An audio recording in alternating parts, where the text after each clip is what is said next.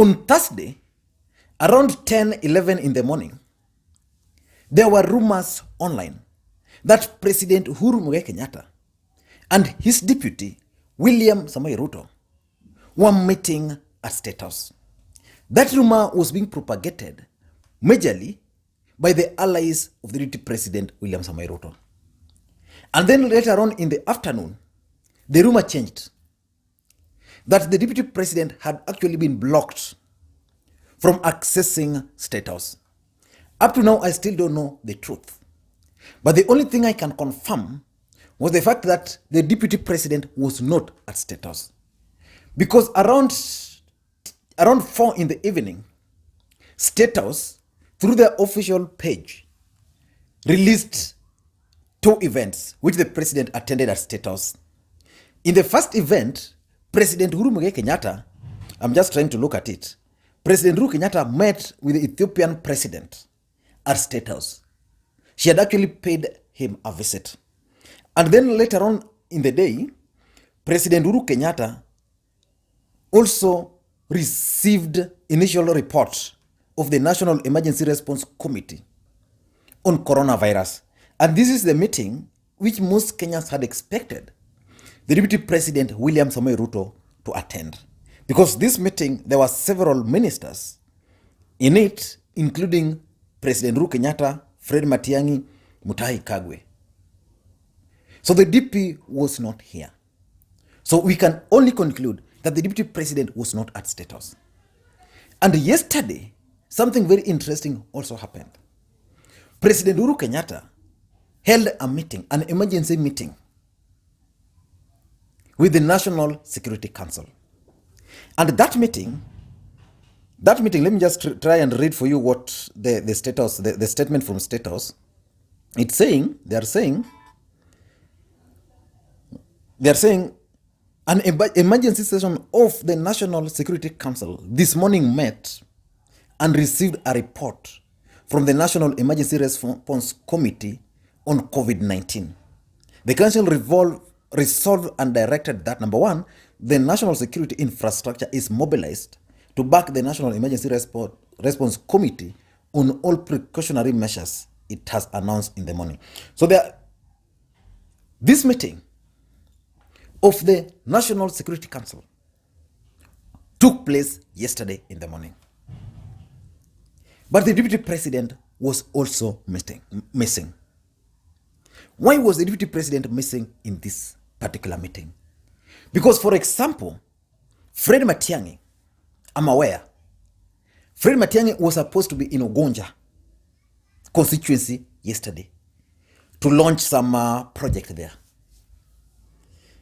And when he reached airport, Fred Matiang'i received a call that he was needed at State House for this emergency meeting. And that's why the State House is also confirming that it was an emergency meeting.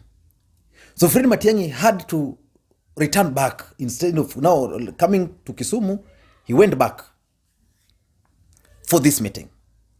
And instead, the people who were, Matiang'i was traveling with I think a principal assistant secretary in the Ministry of Interior. Now this is the guy who now proceeded to Ugonja and held meetings there.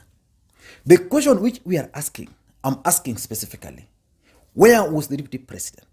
Was he not called? Because if Fred Matiang'i was called, then he made a U-turn.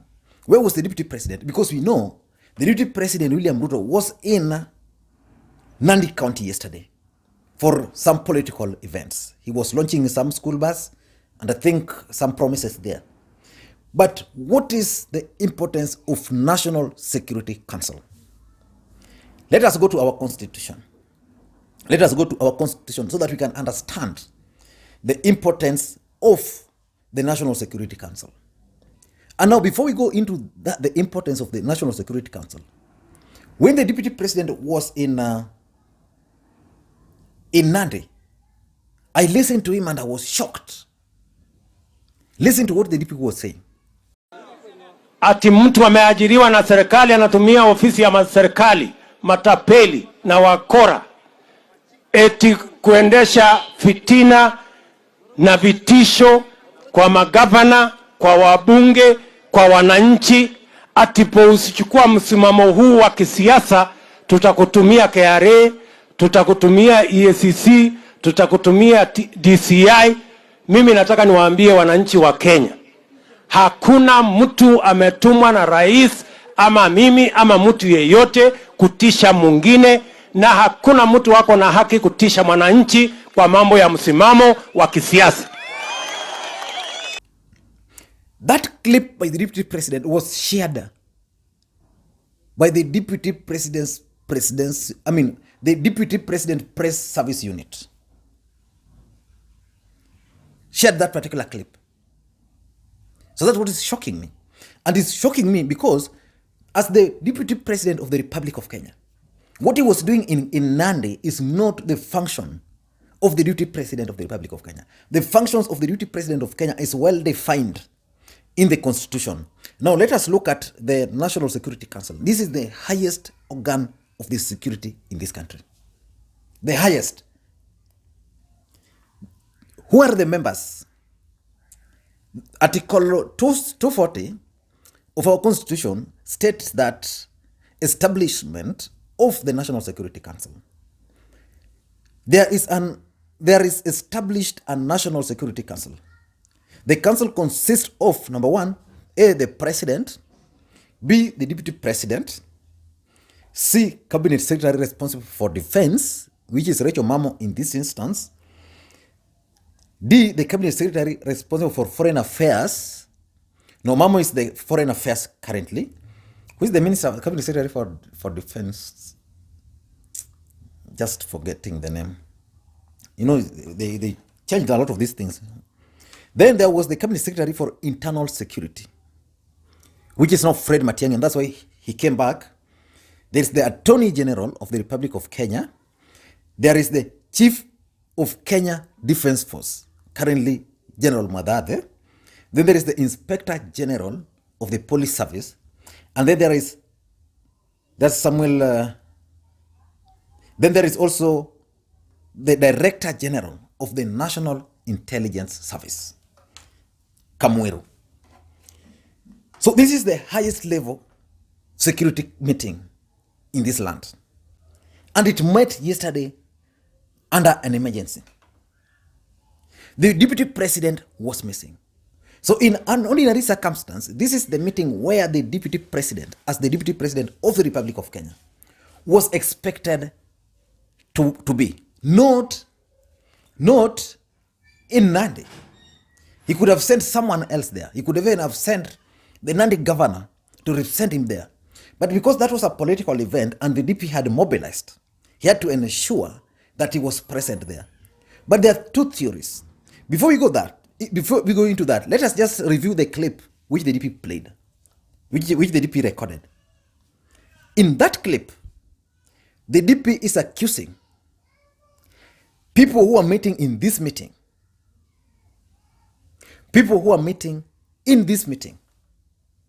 of sinister motives. If he had any issue, in my view, this was the forum for the DP. But what can explain the absence of the DP in that particular meeting? In my view, I only have two theories. The first theory is the possibility that the Deputy President William Ruto was locked out of the meeting. In this country, we have rumors. And in most cases, some of those rumors are normally leaked by the system themselves. I want to ask you a question. Ever since you were born in this country, have you ever seen a photo of the president and the Security Council meeting? Or have you ever known that today these guys are meeting? We know, of course, cabinet always meet, I think, every Thursday. But the National Security Council, have you ever seen their photos? And yesterday, the photos were leaked. Who leaked those photos? And what was the objective of leaking those photos to the media? Because assuming these photos were not leaked, Kenyans would not have known that the Deputy President William Ruto did not attend that meeting. Those are the realities. So there's a chance that on a Thursday, because I began by Thursday, On Thursday, when the rumor of the president and the deputy president meeting emerged online, there's a chance that the DP had gone there really to meet with the president. There's that chance. And that's why the allies of the DP were the ones who started that narrative that the DP and the president were meeting. And I remember some of their credible bloggers, like there's a guy called Lemiso Sato. I follow him very closely because normally what he posts, he either gets from Itumbi or he gets from inside there. He's the first guy who posted that. Then I saw several others of them posting that the DP was meeting with the President Uhuru Kenyatta. So probably they wanted to preempt that meeting. But when that time for the meeting came, maybe the president alijipea shughuli. He said, okay, I'm meeting the president of Ethiopia, so we can meet tomorrow. Or we can meet any other day.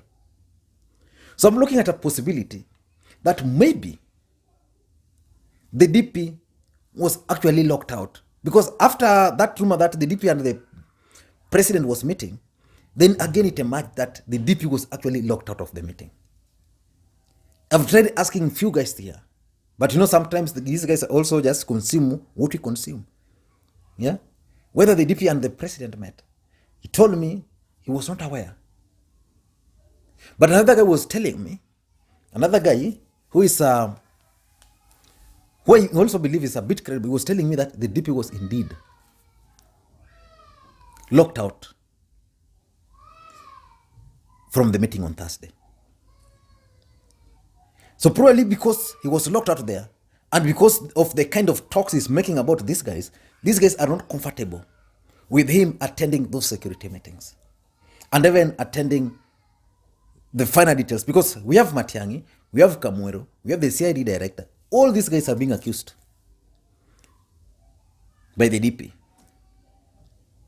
So how can he then go and meet with these guys? So maybe the president in his wisdom has realized, okay, let's just proceed. Let's give the guy a chance. The other possibility why the DP could have missed yesterday's event is that probably he just decided, I'm not coming. Maybe these guys placed a call on him for him to attend the meeting. But the DP, because he had a function somewhere, which in his own view was more important than the official function of his office, which is to attend National Security Council meeting. He thought that maybe in Nandi, people have been mobilized enough. Because if you looked at that rally, it was huge. People were really mobilized to attend it. Yeah, so probably because of that mobilization, he felt there's no need of me attending that meeting. Maybe because we've seen cases before where the DP is planning to go somewhere, then he's being invited to State House. So that the event where he's supposed to be flops. You remember at one point, the DP was in London, I think, Chatham House, when he gave that speech, and then the next day he was supposed to meet some Kenyan somewhere, I don't know. Then the president left the country. So the DP had to be forced to come because both of them cannot be outside the country at the same time. So the DP had to cut short his meeting. Then Kenyans were asking what was really happening. Were there no coordinations between the office of the president and that of the office of the deputy president, so that they could have known that if the DP was leaving the country today, then the best time for him to come back is this. Or the president will be leaving the country on this particular day. Then the DP can now reschedule his timing. So that did not happen. So I'm also trying to believe that maybe the DP, based on past experiences, thought that these guys just wanted to thwart his political rally, which he had planned in Nandi. And while in Nandi, again, he also spoke very passionately, claiming that maneno ya campaigns bado, hiyo ni bado. Sahi bado ni warm up to. So what message was he also trying to pass out to the president and to Kenyans? Listen to the DP again, once again. Mimi najua ile kazi Uhuru Kenyatta alipatiwa, mimi nikiwa msaidizi wake. Na hiyo kazi mimi nafanya kila siku. Unajua kuna watu wengine wakiniona nimekuja hapa Nandi, wanafikiri nimekuja siasa. Mimi sijakuja hapa siasa. Siasa bado, my friends. Mimi nimekuja hapa kazini. Mimi nimekuja mambo ya title deeds iko hapa. Mimi nimekuja mambo hii ya hospitali. Mimi nitaenda kwa shule.